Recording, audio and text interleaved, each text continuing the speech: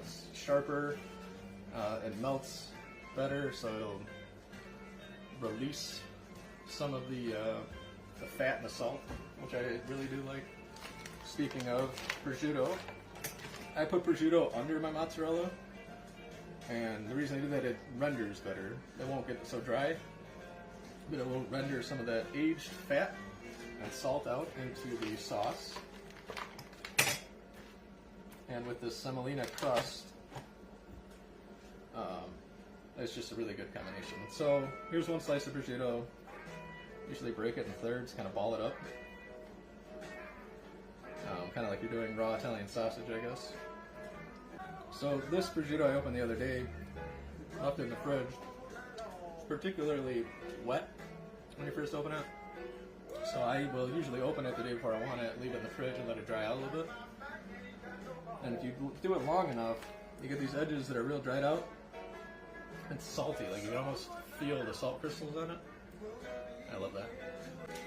If you are just joining me, some of the news that I had to release today is that I'm going to be starting a video podcast where I'm going to cook for guests while we chat about life. I'm going to call it Growing Peppers. So look for the Growing Peppers video podcast. I am not a tech person, so I'm going to source some help for that. And it might take a little while to figure it out. But we used to do a lot of catering and festivals, and ran a hot dog cart and a Cajun tent, food tent.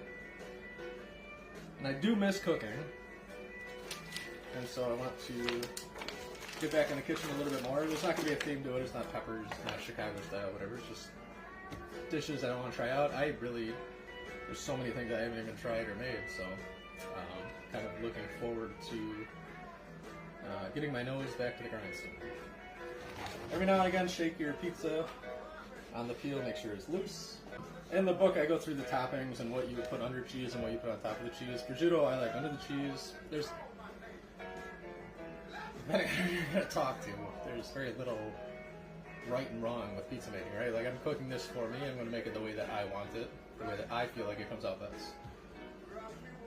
So I put the prosciutto under the cheese because I like that salt and that aged fat to render out. So we have crushed tomatoes, pecorino romano, prosciutto, and then we're just going to do whole milk mozzarella. This is low moisture whole milk mozzarella.